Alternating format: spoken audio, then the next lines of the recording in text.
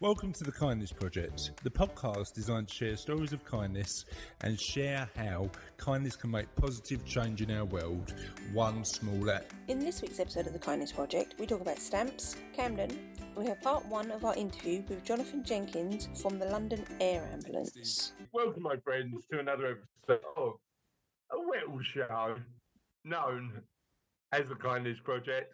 I am joined by a man who had a little bit of a whittling habit, Russell Dames, and Charlotte, who has told last week a little bit of a whittling joke. It's Charlotte. Hello, audience. Can you tell we bulk record these? Yeah, we're still talking about whittling. We're on a whittling flow. On that note, let's talk about what something else apart from whittling. And the problem is, when you get a little subject in your head, it's really difficult to replace it with something else. So I'm going to. You've been talking about whittling, and I've been thinking about those videos that people who make stamps out of rubbers. I don't know what that is. Have we turned this into like a niche interest podcast? It was always a niche interest podcast. I'm wondering about the stamp rubbers. Got it. So they draw patterns on these rubbers, and then they carve them out with like specific tools meant to make stamps. And then you put ink, and it's a stamp, but it's made out of a rubber. Idea. Sorry, they get a rubber. Yeah. They carve in a pattern. Yeah, that's a neat idea. And then they use that pattern as a stamp. Yeah. I really like that. Have you tried it? So cute, they're like little hooks. So it's like, is it like rubber whittling? Oh, yeah. It's like rubber whittling, Russ. It's whittling with rubbers. Move in, Charlotte. I can't hear you properly. Hello. It's like whittling with rubbers, Russ. Yeah, Rubber whittling. rubbers. Yeah. Would you give that a go? Now you've gone off wood. I would. Would you? I would. I love anything like that. It go off wood and go onto rubber. You know what I tried the other week? Making bowls out of that clear resin. Oh. You know what I've just realised, Charlotte? Our mugs are still in that pottery shop. They haven't got anymore. That was over 15 days ago. You've been mugged, No. mate. Did they get you to get in touch? No. Right, we need to get in touch with them and work out how we're going to... When are you back in Scotland? I leave in 4 days. Right, well, you better get down to the shop then. Right, we went, we had a date day, because we do that in our family. We have dad-daughter, as you know, Rose, I think we might have spoken about it on the podcast before. We have dad-daughter date days. We do all sorts of interesting stuff, but we hadn't had one for a while, had we? No. Because Charlotte had been away, and we had Come up to see me, and I took you to our breakfast pancakes. Yeah, I mean, and we'll do that again in the coming year as well. We went to a retro arcade, which we always do on a date day, seemingly. This one, we ate Italian. We walked quite a long way down Glasgow Harbour. Is it a harbour? It is a harbour. Yeah, I don't know. Glasgow Dock. Wasn't it, Glasgow? We visited what else did we do when we were up? Oh, we visited the car museum. So all that sort of stuff. But on this particular date day, I said, Charlotte, right, you're organising it. She took me mug painting. That is another thing. I was saying to a friend of mine the other day, I want to try that pottery and see what it's like. What was that place called? It was over Social pottery in... God, we made so many jokes about it, and I can't remember what it was called. It was just down the road from Camden. So no, but it was a specific street, and we were making jokes about it. But it wasn't Camden, but it seemed like the posh bit down the road. Even better if it was Potter's Bar, wouldn't it? It would be better if it was Potter's Bar, but unfortunately, Rose, it was Camden. But I like Camden. Camden always feels a bit gritty. The bit where social pottery felt a bit posher, didn't it? Yeah. But Camden, live music, good bars. We just sat there for about an hour when we on the way back, and there was There was a guy busking who was absolutely brilliant. We didn't stay with the busker for an hour. How long was it? About 10, 15 minutes. About 10, 15 minutes, apparently. It wasn't an hour. Thank you, fact checker. We only But yeah, it was really good. And doing the pottery, but I'd literally just realised that our painted mugs that went in the kiln and are waiting for there to collect are still there. And they might not be. They might have gotten rid of them. You need to phone them and find out. I think. No, phone.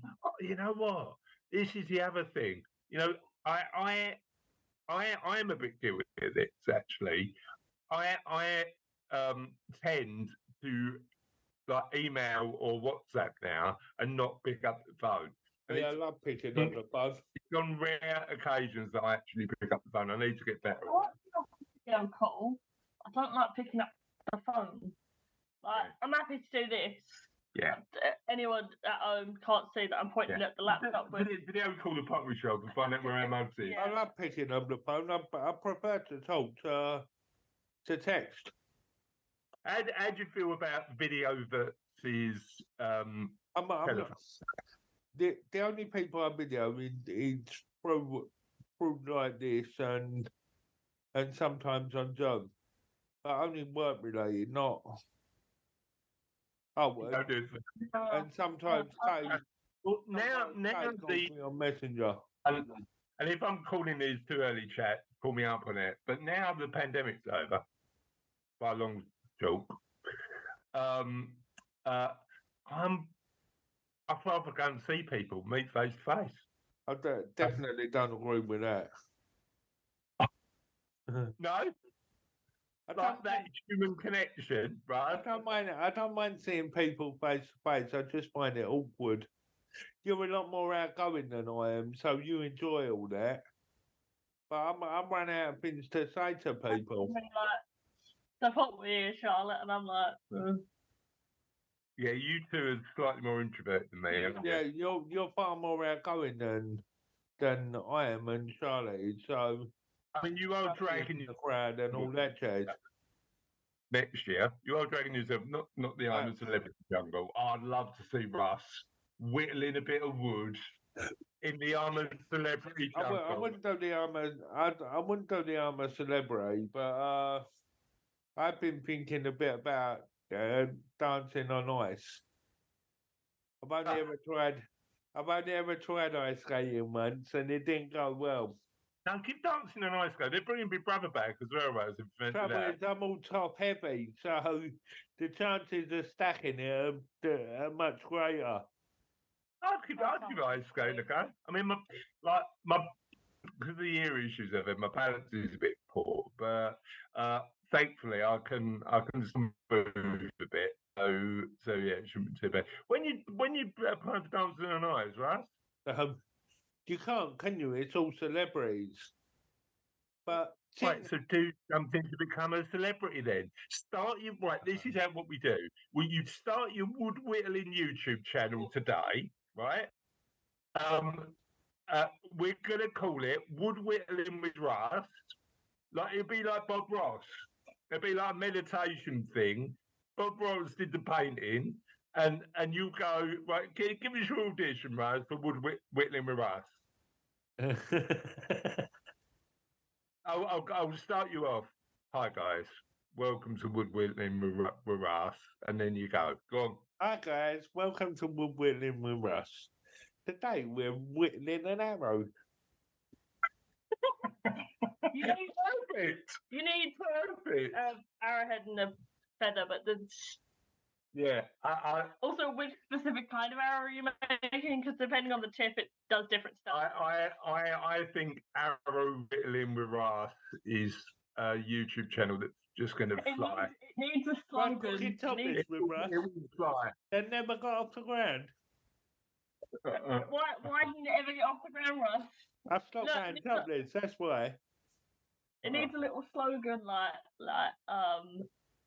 learn how to wood carve with me, whittle by whittle. Exactly. Look, learn how to carve with me. Yeah, that's why Charlotte's our resident wordsmith. I know, exactly. She is. So what we've got to do, Russ, so Charlotte, while I'm doing Kindness News, to prepare the joke of the week, we need to give her 3 subjects from the absolute nonsense we've just spoken about. And it can't be whittling because that's We've done whittling. We've done whittling. Whittling's done. Whittling's done. We're done with whittling. Here's my subject: arrows. We want an arrow joke, or pottery. a And pottery kiln joke, jokes. Jokes or about a joke about video chats. So you've got 3 choices there. You can either have an arrow joke, I bet there's some good video chat ones. a pottery joke, video chat joke. And before you start searching for jokes, do you want to do the jingle for Kindness News? That's higher than I usually. And this is Motorcyclist Edition.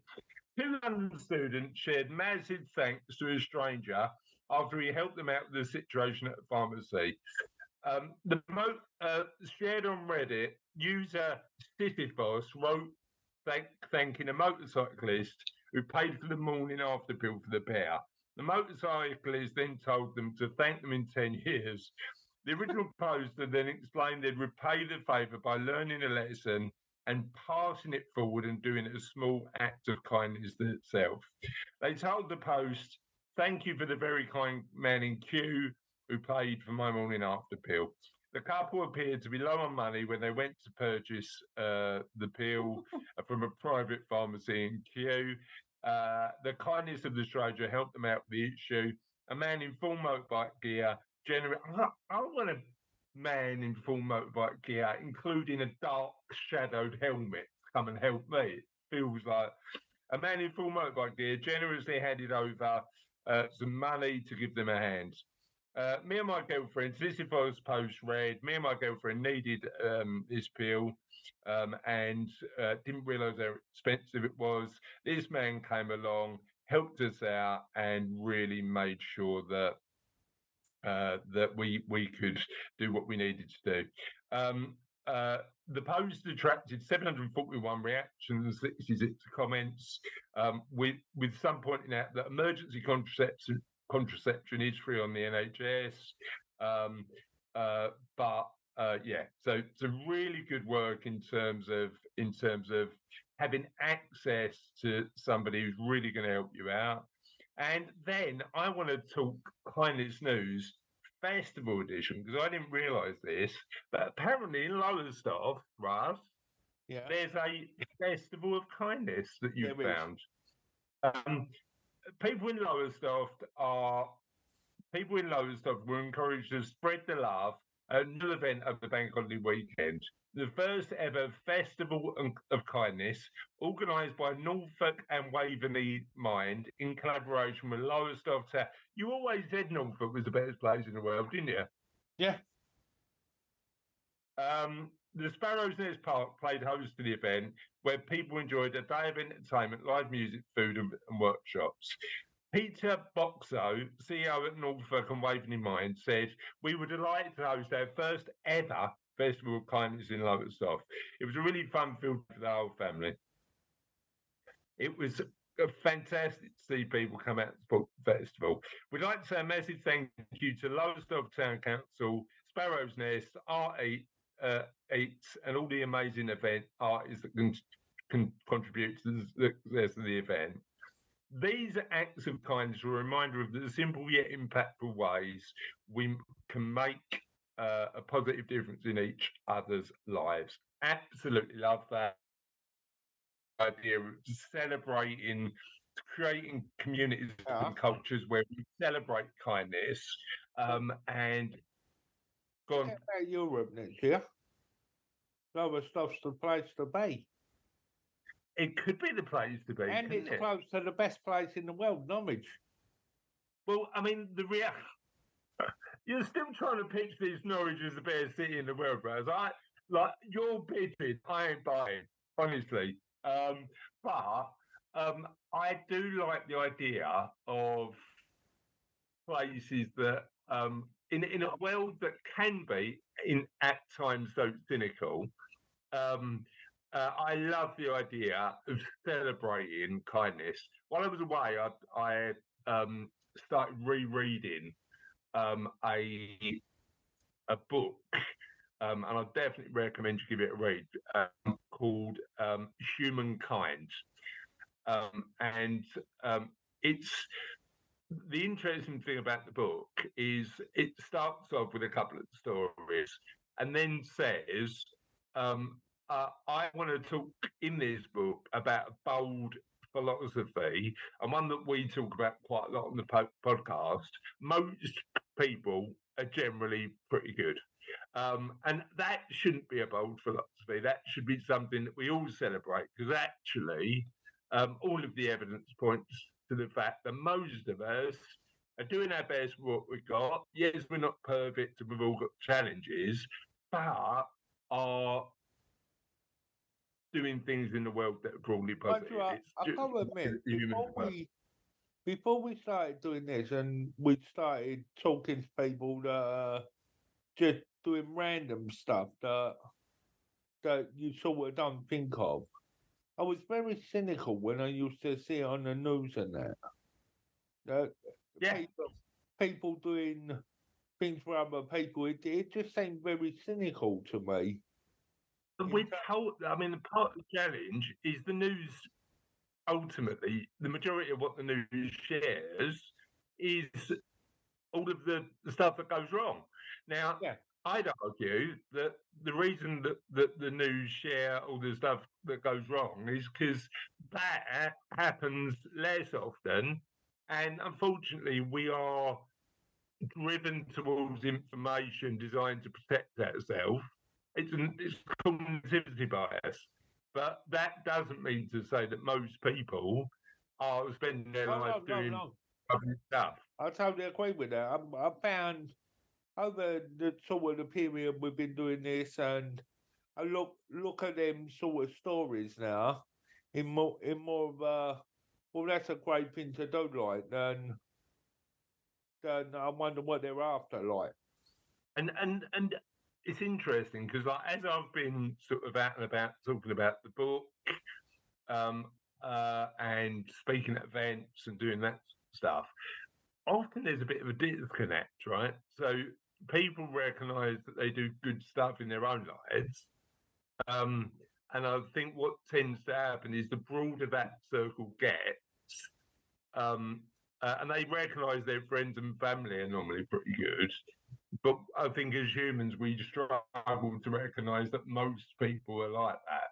So the wider that circle gets, the more it feels that actually the world's a negative and cynical place. And in reality, most of us are just trying our best with what we got. Yeah. It is my perspective on the world, and that makes me feel better, Russ, even though it might not Going be back true. to people paying for stuff, I'm seeing a lot now on our local groups where people are paying for people's food in places like Tesco. They've got part of the money, and there's stuff they can't afford, but instead of making them put it back, people are sort of stepping up and paying for it. Yeah, I mean, look, when it's tough, I think you've got to be grateful for where you are, and that's really important. Right, on that note, should we get on to the serious? Oh, right, go on, let's. You spend for stick chat. Well, you never do that as a kid. You just pick up a stick and start there. Isn't it? 12. I wouldn't know where the stick came from. But didn't matter what it was made of. You still stood and twirled it. But that's clear. A broom handle. I tried whittling at one point as well. A whittling? Oh, I'd love to do whittling. You know what? Genuinely, there's a guy I went to school with, and bear in mind that Russ and I went to school in East London, right? So quite an urban area. Yes. There was a guy I went to school with who became this nature guy. So he moved out of London, and he then really got into wood carving. Now, how do I know this? Number one, even though I'm not on it anymore because he used to be on Facebook, a guy called Stephen Say. I'll give him a shout because he's got a little business doing this. A guy called Stephen Say, and number two, we were at Camp Festival, and he had a stand, a stall. So we were at a music festival a few years ago. Fantastic. This guy went a few years ago at Camp Festival. yeah, so it was probably about 10 years ago. This guy I went to school with was now selling wooden goods that he'd carved. And some of it was really ornate. Like, it was like he'd done a really good job.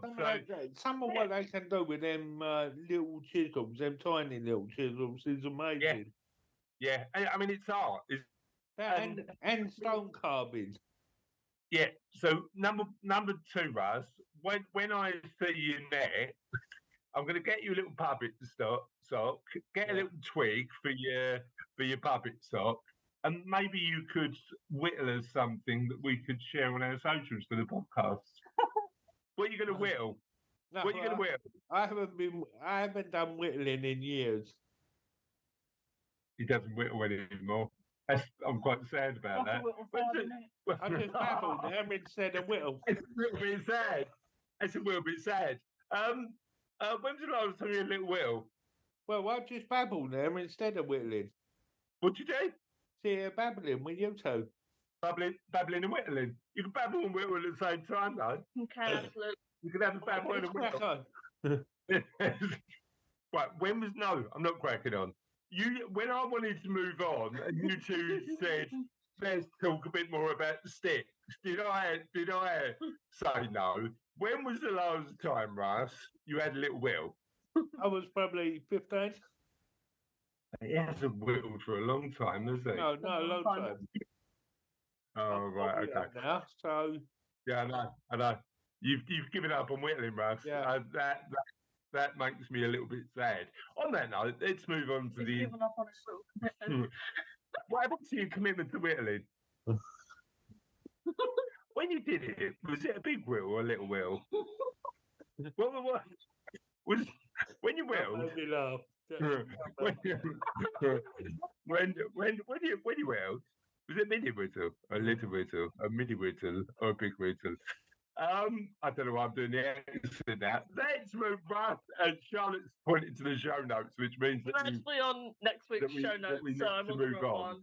We've got the amazing Jonathan Jenkins, who's the CEO of London's Air Ambulance. Now, we've had the guys from Yorkshire Air Ambulance on before. We know that the air ambulances do amazing work, but we also know that actually they're not funded entirely by the NHS and therefore rely on fundraising, donations, stuff like that. But I just wanted to get Jonathan on and talk about the amazing work that London Air Ambulance does.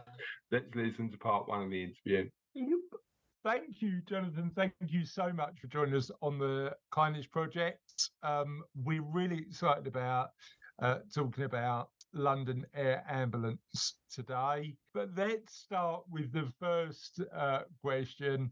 Tell us a little bit about you. About me? Well, Chris, Charlotte, thanks ever so much for having me on. I really appreciate it. It's pretty much my first day back from holiday where your book was one of my bits of reading.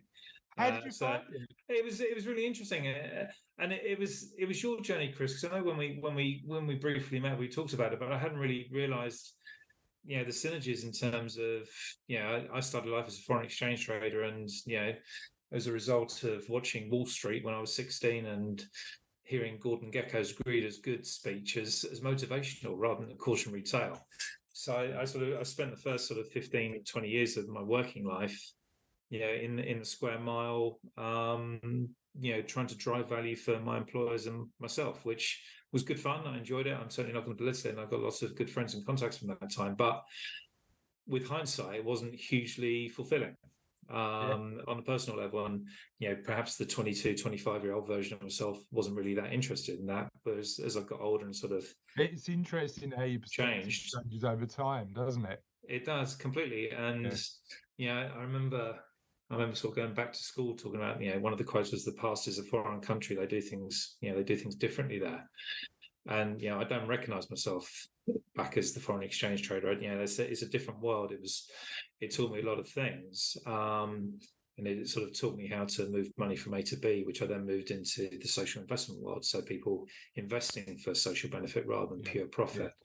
And in there, I sort of got to work with quite a lot of charities, and I just had the itch to get closer and closer to the purpose.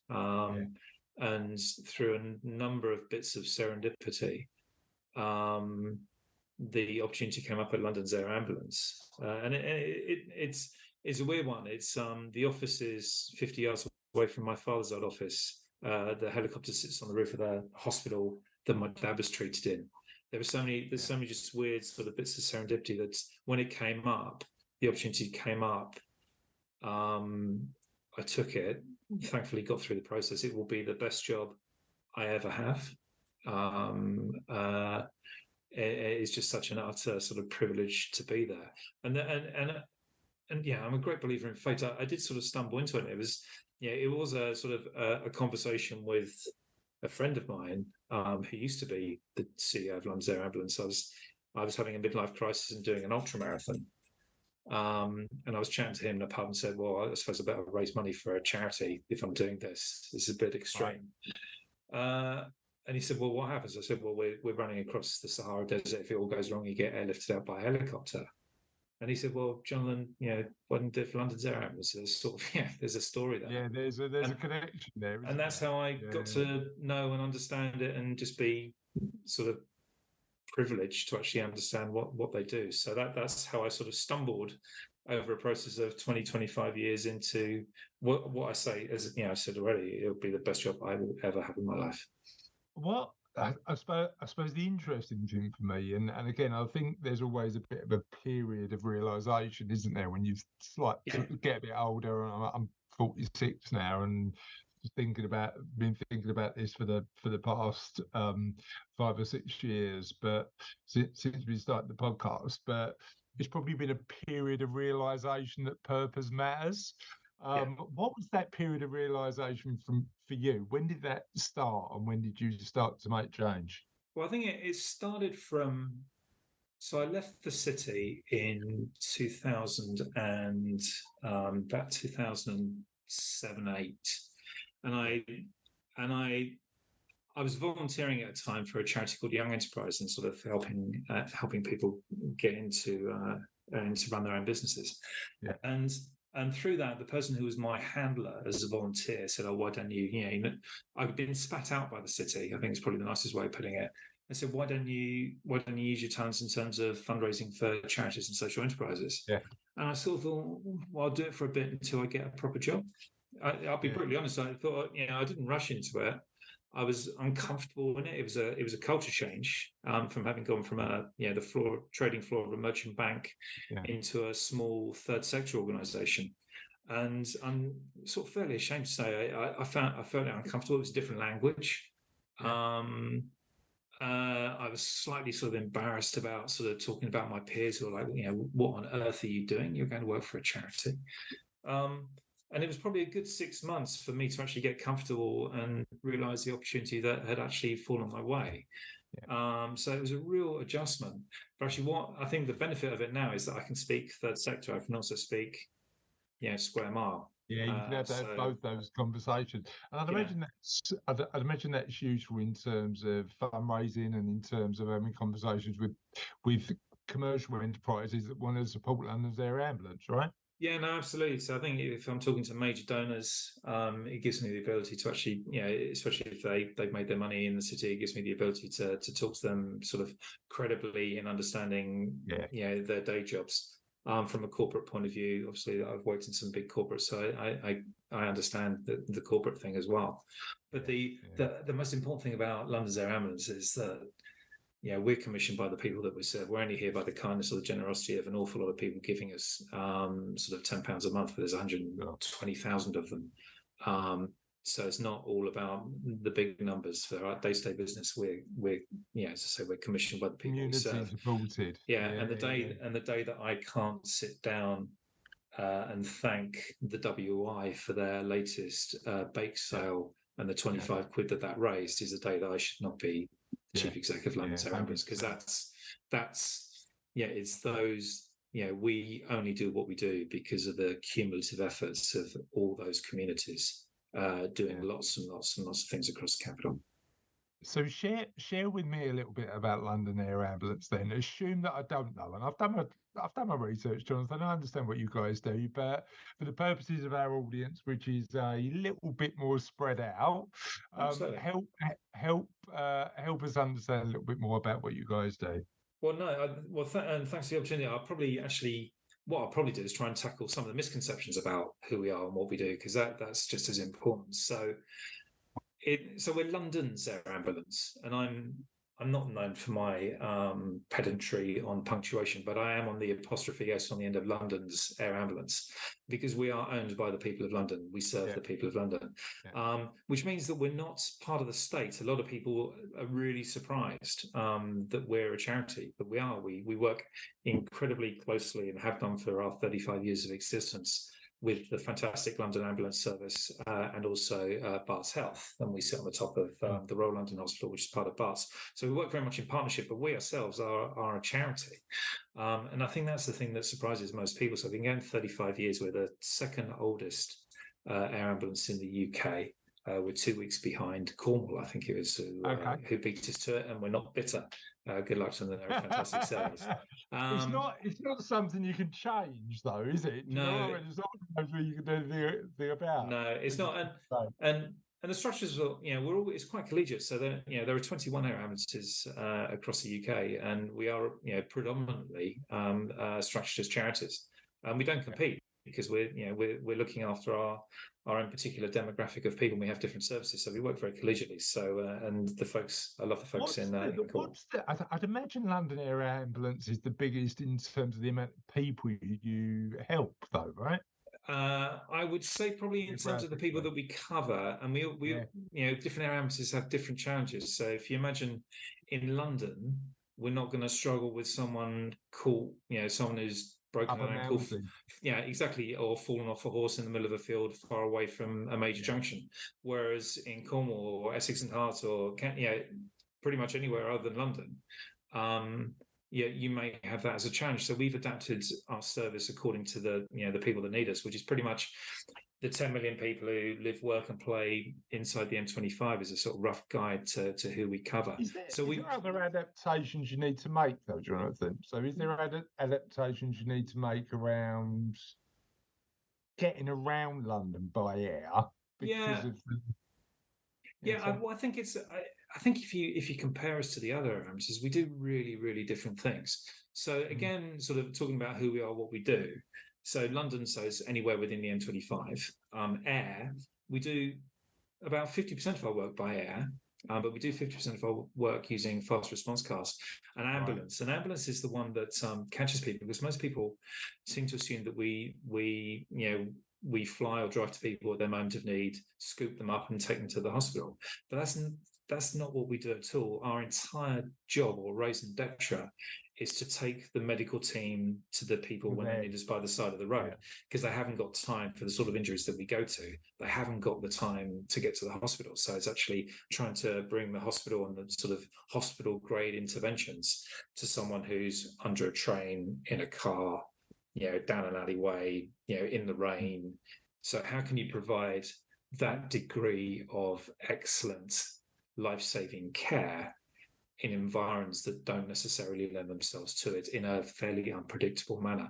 So, whereas if you're in other air ambulances, you might know that you've got a lot more about, it may be more about how you transfer the patient and take them close to the hospital. That's not so much the issue we have here. So they will have if you look at someone like Ken Sussex, I know they're practicing how much interventions they can do in the back of the aircraft, because they know they have a 20-minute flight. Our average flight time is 6 minutes. And not many people actually go in the back of the aircraft, because it's easier for us to transport people by ambulance. So I would say it's horses for courses, but London is really unique in so much that our entire patch is urban. And we have a lot of people who come to us for experience, because sadly the volume of what we see is high. the acuity of what we see is really high. So we have a lot of international folks coming over to London to experience what we do and take the learnings back. And obviously we learn from them as well. Does that impact who you need on crew? So if you're sort of going out to pretty urgent sort of stuff that needs care on the ground, does that change? If I compared it, for example, to the guys at Yorkshire Air Ambulance who we interviewed on a previous podcast, does that mean that the crews are different? No, not especially. And I think so for us. We have two pilots, in the front of the aircraft. We don't have a pilot who's a paramedic or a navigator. We have two fully blown pilots, because you're flying across possibly the most congested airspace in Europe. So we have two folks up the front, which enables us to sort of counter any situation that we find in.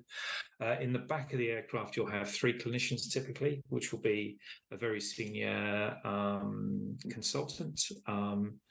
You'll have a registrar who's another senior doctor, and we'll have one of London's finest paramedics who will be seconded to us by the London Ambulance Service. So in that aircraft, you will have decades of emergency care experience. It's for many, it's seen as the pinnacle of working in pre-hospital care, and sort of many people take a lot of time to get to work with us on secondment, and we're incredibly grateful that they do. But it's as much as I would never want to see someone in orange standing over my child because of the incident that would have happened to have them there is, I would take the confidence that the care standing up. It's world class. If they give them and me the best possible hope of a positive outcome that I could possibly imagine. And that's our job. I mean, our job is, we can talk about saving lives, we can, which we try to do, but we're only part of the whole survival process with a wider NHS. We just want to give people hope that we can give them the best possible outcome that we can in their darkest times. Lovely. Great. Thank you for that. Charlotte? We know that at the moment you're in a bit of a rush to replace your I was going to say air vessels, but that sounds a bit more fancy. Air vessel? Helicopters. Can you tell us a bit more about that? Of course I can. So we've our aircraft, which have served us very, very well over many years, are coming to the end of their time. They're perfectly safe. They're perfectly safe to fly, as you would expect. But the trouble is they're older aircraft. They're not made anymore. They're getting harder and harder to service and get parts for. So it's a bit like an old car. When it goes in for its annual maintenance, you're waiting on bits and pieces to be delivered before you can take it back into service. And for us, the real impact of that is making sure that we have the fleet available for patient care whenever we need it. And apologies once more for my beloved in the background. So we're in that. We've signed a deal to buy two new aircraft. They turn up in July 2024.